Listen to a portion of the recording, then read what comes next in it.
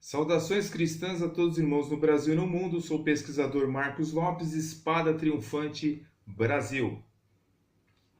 Se faz necessário a toda pessoa que diz ser teólogo ou conhecedor da Bíblia, ou adorador do Deus bíblico, Deus de Israel, se faz necessário e é importante, é extremamente importante que esta pessoa venha conhecer a Deus da maneira que a Bíblia apresenta. Pois o seu pensamento sobre Deus vai determinar como é que ela vê o universo e o mundo ao seu redor. Então, a Bíblia diz, em Isaías capítulo 45, verso 11, diz assim: Assim diz o Senhor, o Santo de Israel, aquele que o formou. Perguntai-me as coisas futuras. Ou seja, Deus está dizendo, olha, pergunte-me as coisas futuras. Por acaso eu tenho conhecimento do futuro? A Bíblia declara em João capítulo 17, verso 3, e esta é a vida eterna. Qual é a vida eterna? Que conheçam a ti por único Deus verdadeiro e a Jesus Cristo a quem enviaste. Então se faz muito necessário que a pessoa que diz adorar a Deus, que ela venha conhecer quem é esse Deus. Porque praticamente quase toda religião, ou praticamente toda religião, ela fala de Deus, mas de uma maneira distorcida. Até mesmo dentro do cristianismo bíblico e histórico, existem pessoas que interpretam erroneamente a Deus. Isso me faz lembrar uma analogia muito interessante. Vou ler para vocês aqui o seguinte, uma fábula, né? Diz uma antiga fábula sobre 6 homens, cegos de nascença que viviam na Índia. Um deles decidiram visitar um palácio na vizinhança. Quando chegaram lá, havia um elefante em pé no pátio. O primeiro homem cego tocou o lado do elefante e disse: o elefante é como uma parede. O segundo cego tocou sua tromba e disse: um elefante é como uma cobra. O terceiro cego tocou a sua presa, a presa do elefante, e disse: olha, um elefante é como uma lança. O quarto homem cego lhe tocou a perna do elefante, e disse: o elefante é como uma árvore. O quinto cego tocou a orelha do elefante e disse: olha, o elefante é como um leque. O sexto homem cego tocou-lhe a cauda e disse: o elefante é como uma corda. Então, devido às partes que aqueles cegos tocaram do elefante, eles tinham uma interpretação sobre como era o elefante. Né? Trazendo isso para o nosso mundo espiritual, tem muitas pessoas que creem em Deus de uma forma errônea. E por crerem de uma forma errônea, irão perder a sua salvação. Porque a salvação é somente em Cristo Jesus. Mas para conhecer a Cristo, que é o Deus verdadeiro, precisa ter o entendimento correto das Escrituras e do Deus Todo-Poderoso. O interessante é que na era que nós vivemos, alguns chamam de pós-modernismo, né?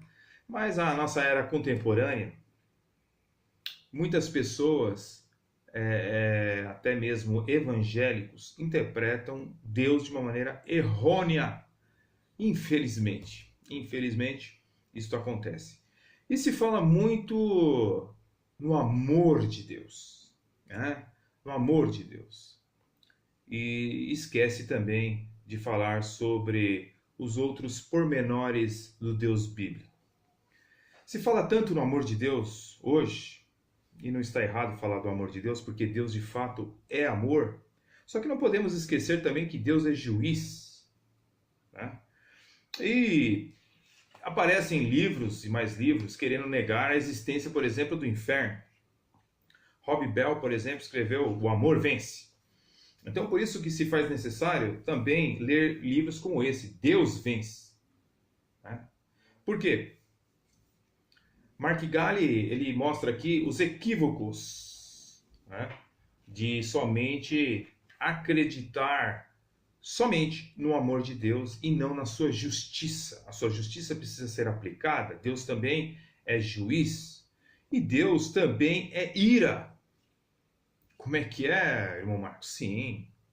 A Bíblia diz que Deus também é ira.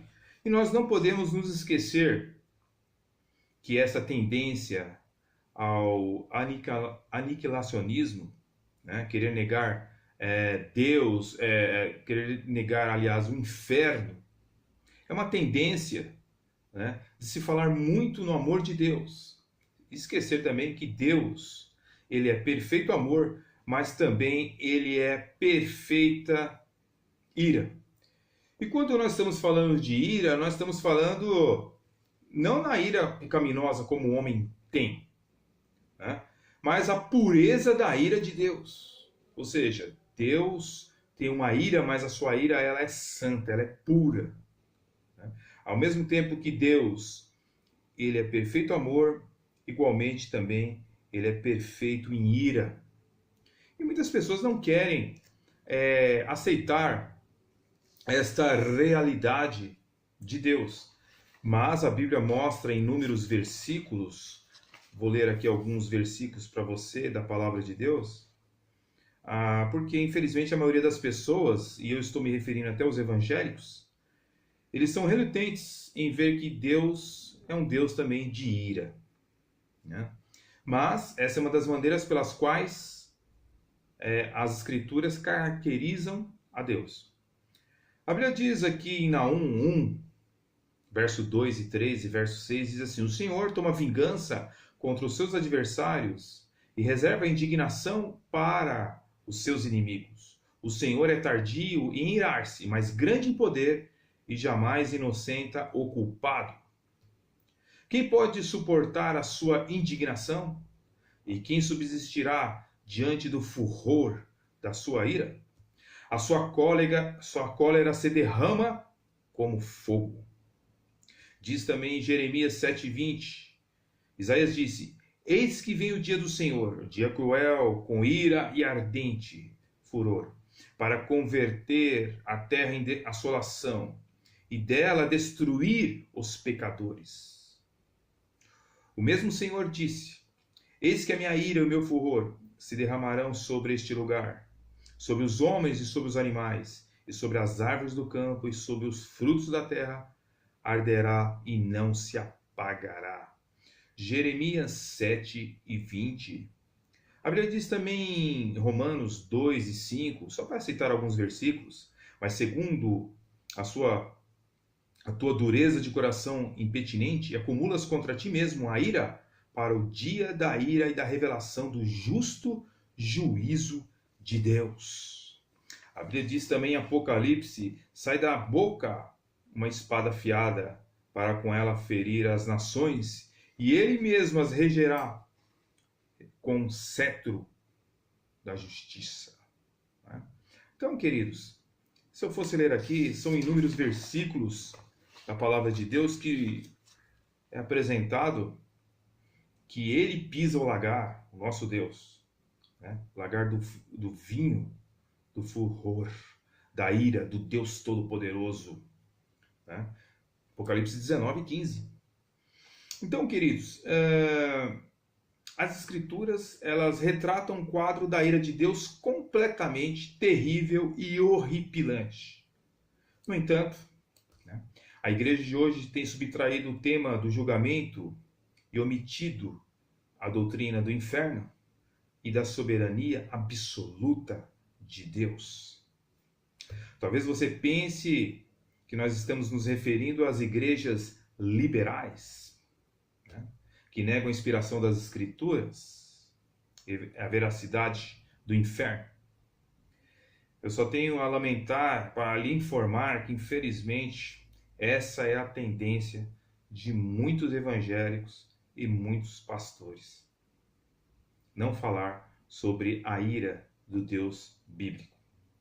Agora, não devemos esquecer que Deus é perfeito em amor, mas também igualmente perfeito em ira. Só que lembrando, a ira de Deus é uma ira pura, santa, imaculada. Né? Existe a pureza na ira de Deus que é diferente da ira do homem.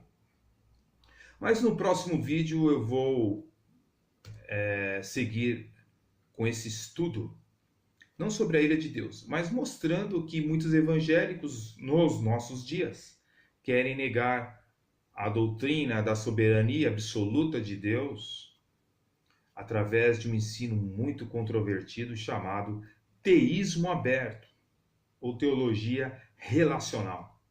Por não conhecerem a Deus, tecem do seu raciocínio alguns ensinamentos estranhos às Escrituras concernente a Deus. Deus abençoe e até o próximo vídeo.